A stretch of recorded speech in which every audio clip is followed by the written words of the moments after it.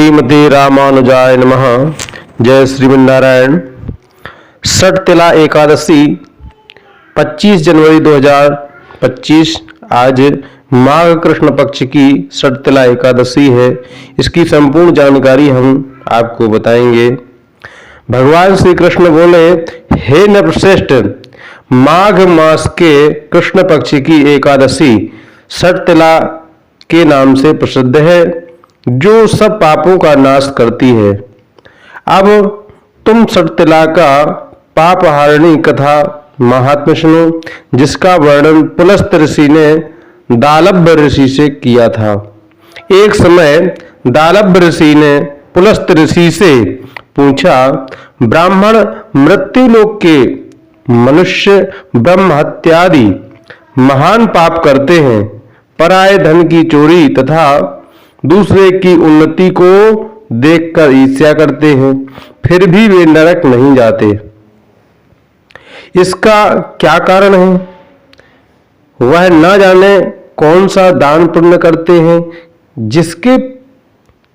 जिससे उनके पाप नष्ट हो जाते हैं। यह सब कृपा पूर्वक कहिए।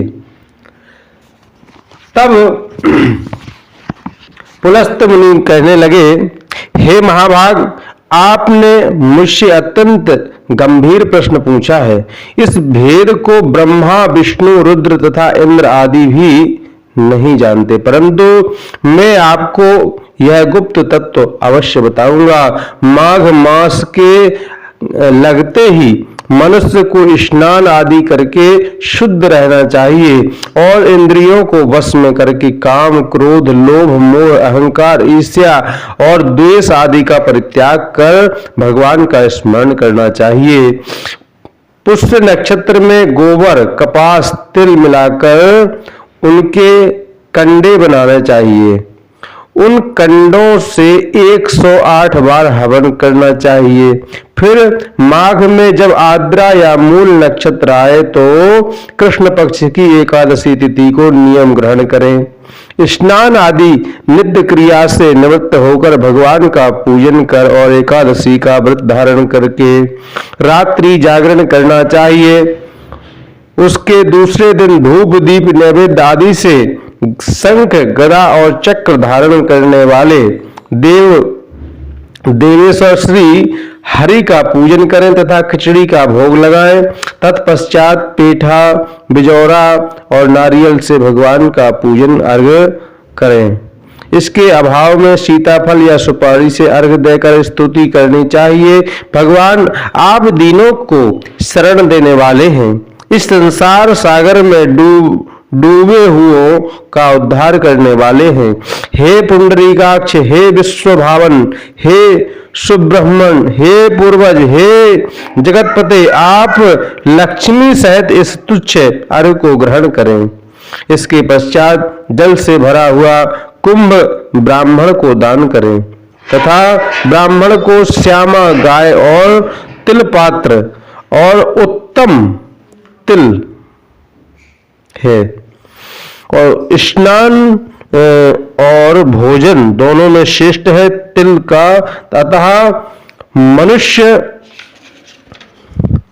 को तिल का दान करना चाहिए और इस प्रकार जो मनुष्य जितने तिलों का दान करता है उतने ही 1000 वर्ष स्वर्ग में वास पाता है।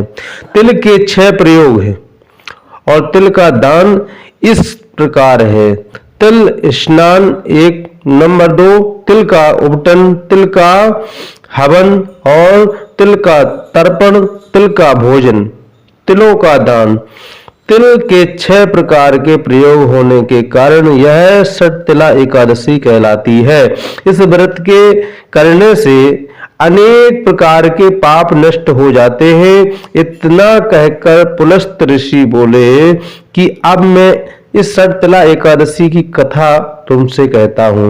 एक समय नारद जी ने भगवान विष्णु से यही प्रश्न किया था। तब भगवान ने कहा, हे नारद, मैं तुमसे आंखों देखी सत्य घटना कहता हूँ, ध्यान पूर्वक सुनो।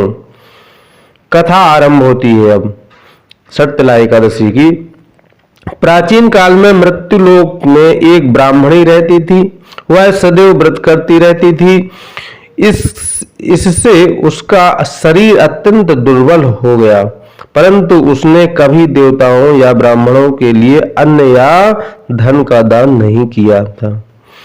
इससे मैंने सोचा कि ब्राह्मणी ने व्रत आदि से अपना शरीर शुद्ध कर लिया है, अब इसको विष्णु लोक तो मिल ही जाएगा, परंतु इसने कभी अन्नदान नहीं किया, इसलिए इसकी तृप्ति होनी कठिन है। ऐसा सोचकर मैं भिक्षुक बनकर मृत्युलोक में ब्राह्मणी के पास गया और उससे भिक्षा मांगी। वह ब्राह्मणी बोली, महाराज आप यहाँ किस लिए आए हैं? मैंने कहा, मुझे भिक्षा चाहिए, पर इस पर उसने एक मिट्टी का ढेला मेरे भिक्षा पात्र में डाल दिया। मैं उससे लेकर लौट आया। कुछ समय पश्चात वह ब्राह्मणी भी शरीर त्याग कर स्वर्ग में आ गई। उस ब्राह्मणी को मिट्टी का दान करने से स्वर्ग में सुंदर महल मिला, परंतु उसने अपने को अन्न आदि सब सामग्रियों से शून्य पाया। वह मेरे पास आई और कहने लगी, भगवान मैंने अनेकों व्रत आदि से आपकी पूजा की, परंतु फिर भी मेरा घर अन्नादि सब वस्तुओं से शून्य है, इसका क्या कारण है? मैंने कहा, पहले तुम अपने घर जाओ, वहां देव स्त्रियां तुम्हें देखने के लिए आएंगी। पहले षटतिला एकादशी का पुण्य और विधि सुन लेना, तब द्वार खोलना। मेरे वचन सुनकर वह अपने घर गई। जब देव स्त्रियों ने आकर द्वार खोलने के लिए कहा तो ब्राह्मणी बोली, यदि आप मुझे देखने के लिए आई हैं तो षटतिला एकादशी का महात्म्य कहिए। उनमें से एक देव स्त्री कहने लगी, मैं कहती हूँ। जब ब्राह्मणी ने षटतिला एकादशी का महात्म्य सुन लिया, तब उसने द्वार खोला। देव स्त्रियों ने उसे देखा कि न तो यह गांधर्वी है न आसुरी है, वर्ण पहले जैसी मानुषी है। उस ब्राह्मणी ने भी देव स्त्रियों के कथानुसार षटतिला एकादशी का व्रत किया। इसके प्रभाव से वह सुंदर और रूपवती हो गई तथा उस के घर में अन्न आदि समस्त सामग्रियों से युक्त हो गया।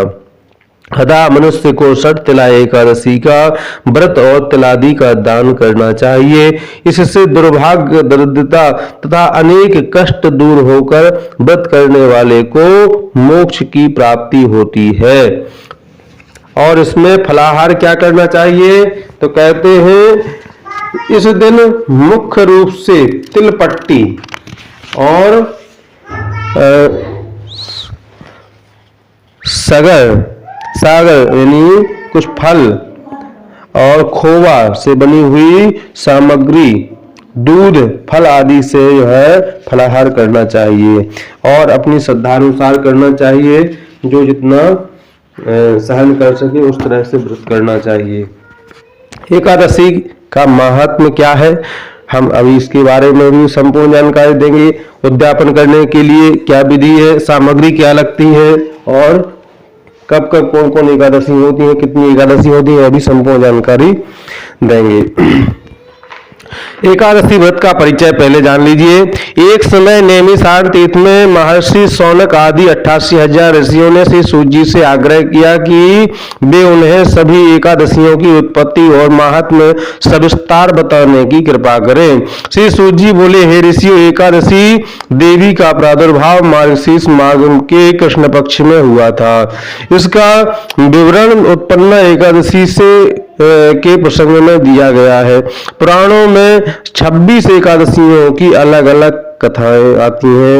एक वर्ष में 12 महीने होते हैं और प्रत्येक महीने में 2 एकादशी होती हैं। इस प्रकार एक वर्ष में कुल 24 एकादशियां होती हैं, परंतु जिस वर्ष में अधिक मास पड़ता है उस वर्ष 2 एकादशी और बढ़ जाती हैं। इस कारण अधिक मास लौण मास बढ़ने से एक वर्ष में कुल 26 एकादशियां हो जाती हैं। इनके नाम इस प्रकार है। सभी एकादशियों के नाम सुनिए। जो पहली एकादशी है उसका नाम है उत्पन्ना। और दूसरी का नाम है मोक्षदा, तीसरी का नाम है फलदा, चौथी का नाम पुत्रदा, पांचवी का नाम सटतला और छठवीं का नाम है जया, सातवीं का नाम विजया, आठवीं का नाम आमल की और नौवीं का नाम पापमोचनी, दसवीं का नाम कामदा, 11वीं का नाम बरुथनी, 12वीं का नाम मोहिनी, 13वीं का नाम अप्सरा अपरा, 14 का नाम है निर्जला और 15वीं जो एकादशी है उसका नाम है योगिनी, 16वीं है देवसैनी, 17वीं है कामिका, 18वीं है पुत्रदा और 19वीं है अजा, 20वीं है परिवर्धनी पद्मा या वामन, 21वीं इंद्रा और 22वीं पापांकुशा, 23वीं रमा और 24वीं प्रबोधिनी। अधिक मास की 2 एकादशियां हैं और पद्मिनी और 26 परमा। इस प्रकार ये कुल 26 एकादशियां होती हैं। ये सभी एकादशियों के नाम के अनुसार फल देने वाली होती हैं, भव सागर से मुक्ति दिलाती हैं और अंत में स्वर्गलोक प्राप्ति में सहायक होती हैं। एकादशी व्रत पूजन विधि। इसमें पूजन कैसे करना चाहिए, किसका करना चाहिए, क्या विधि है, ये भी आप समझ लीजिए। पूजन करने वाली स्त्री पुरुष प्रातः स्नान करके स्वच्छ पीले या सफेद वस्त्र, सफेद रंग की धोती दुपट्टा यज्ञोपवीत धारण करें। पूजन प्रारंभ करने से पहले अपना मुख पूर्व दिशा की ओर करके बैठना चाहिए। पत्नी की ओर को दाहिनी ओर बैठाकर गांठ जुड़ाकर पूजन कर प्रारंभ करें। कुशा या आम के पत्तों से अपने ऊपर तथा पूजन सामग्री पर जल छिड़के 3 बार आचमन करें। हाथ में धोले, पवित्री पहने और मंत्र पढ़ें। हाथ में अक्षत लेकर भगवान का और गरुड़ का आवाहन करें। फूल अक्षत मूर्ति पर चढ़ा दें। इसके बाद हवन प्रारंभ करें। एकादशी व्रत का पारण क्या है, इसकी विधि बोली।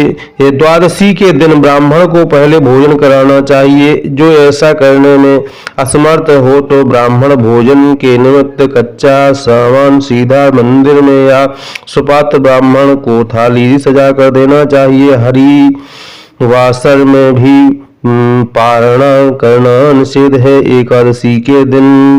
एकादशी के व्रत करने वाले मनुष्य यदि सब नियमों का पालन कर सकें तो वह व्रत उन्हें पूर्ण फलदायी सिद्ध होगा। एकादशी व्रत उद्यापन विधि। एकादशी व्रत का उद्यापन विधि क्या है?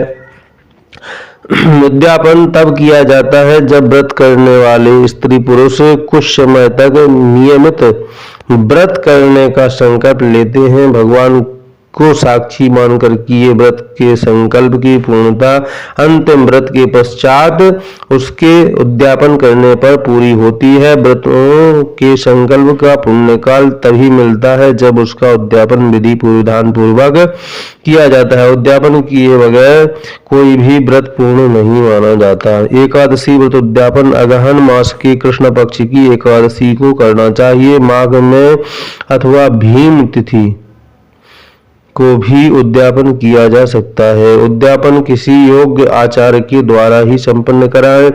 दशमी के दिन एक समय भोजन करें। एकादशी के दिन स्नान आदि से पवित्र होकर उद्यापन करें। एकादशी के व्रतों का उद्यापन करते समय भगवान विष्णु की विशेष रूप से पूजा आराधना तो की ही जाती है, हवन भी अनिवार्य रूप से किया जाता है। उद्यापन वाले दिन व्रत धारक को सपत्नीक स्नान आदि करके स्वच्छ सफेद वस्त्र धारण करने चाहिए। पूजा स्थल को सुंदर रूप से सजाकर और सभी पूजन सामग्री निकट रखकर भगवान विष्णु और लक्ष्मी जी की षोडशोपचार आराधना की जाती है। पवित्रीकरण, भूत शुद्धि और शांति पाठ के बाद गणेश जी के पूजन आदि भी सभी क्रियाएं की जाती हैं। एकादशी व्रतोद्यापन पूजा में कलश स्थापन हेतु तांबे के कलश में चावल भरकर रखने का शास्त्रीय विधान है। अष्टदल पर कमल बनाकर भगवान विष्णु और लक्ष्मी जी का ध्यान तथा आवाहन तो किया ही जाता है। भगवान विष्णु, श्री राम, इंद्र, अग्नि, इंद्र, प्रजापति, विश्वदेव, ब्रह्मा जी आदि का भी आवाहन किया जाता है। इसके बाद मंत्रों का स्तवन करते हुए एक एक करके भगवान को सभी सेवाएं और वस्तुएं अर्पित की जाती हैं और इसके बाद हवन किया जाता है। वास्तव में ये सभी कार्य तो पूजन कराने वाला ब्राह्मण ही करता है। हवन के बाद आचार्य को पूजा में प्रयुक्त सभी वस्तुएं, पांचों कपड़े, जूते, छाता, 5 बर्तन और पलंग सहित सभी बिस्तर तथा घरेलू उपयोगी की वस्तुएं देने का विधान है। एकादशी व्रत उद्यापन की सामग्री क्या है?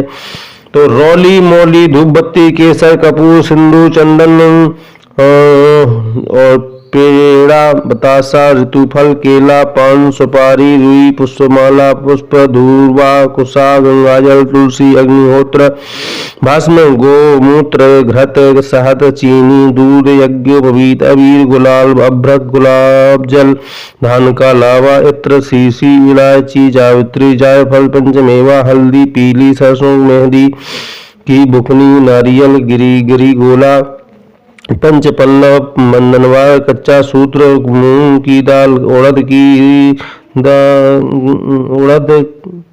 काला सूप, बिल्व पत्र, भोज पत्र, पंचरत्न औषधि, सप्तमतिका, सप्तधान्य, पंचरंग, नवग्रह समिधा, चौकी, पीढ़ा, घंटा, शंख, घड़िया, कलश, गंगा सागर, कटोरा, चरुस्थली, आज्यस्थली, बाल्टी, कलछी, संहारी, चिमटा, प्रधान प्रतिमा, स्वर्ण की प्रतिमा चांदी की या चांदी की कटोरी, पंचपात, आचमनी, अर्घा, तोष्टा, स्वर्ण जिह्वा, स्वर्ण सलाका, सिंहासन, छत्र, चमर, तिल, चावल, जव, घृत, चीनी, पंचमेवा, भोजपत्र, बालू, ईंट, हवनात्र, लकड़ी, आम की गोईठा यानी कंडा, दिया सलाई यानी माचिस और यज्ञपात्र इत्यादि इस अपनी श्रद्धानुसार सामग्री लेना चाहिए।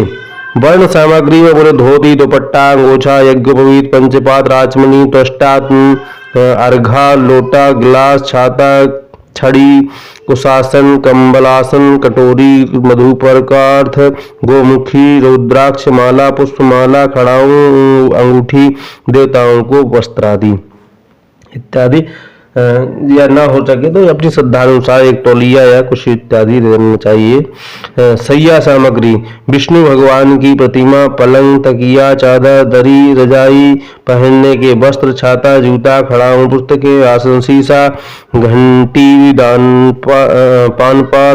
पानदान, छत्रदान, भोजन के बर्तन, चूल्हा, लालटेन, पंखा, अन्न, घृत, आभूषण इत्यादि जो भी अपनी श्रद्धानुसार हो थोड़ा बहुत करना चाहिए।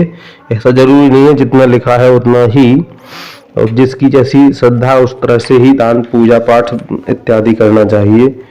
ये रहा एकादशी का संपूर्ण जानकारी। भगवान जो एकादशी व्रत करता है उसकी जो है समस्त मनोकामनाएं पूर्ण होती है, भगवान नारायण की कृपा बनी रहती है और लक्ष्मी नारायण की कृपा से उसके घर में रोग दोष बीमारी बाधा कष्टों का निवारण होता है, सुख शांति समृद्धि इत्यादि की प्राप्ति होती है। भगवान से ही प्रार्थना करते हैं। जय श्रीमन नारायण।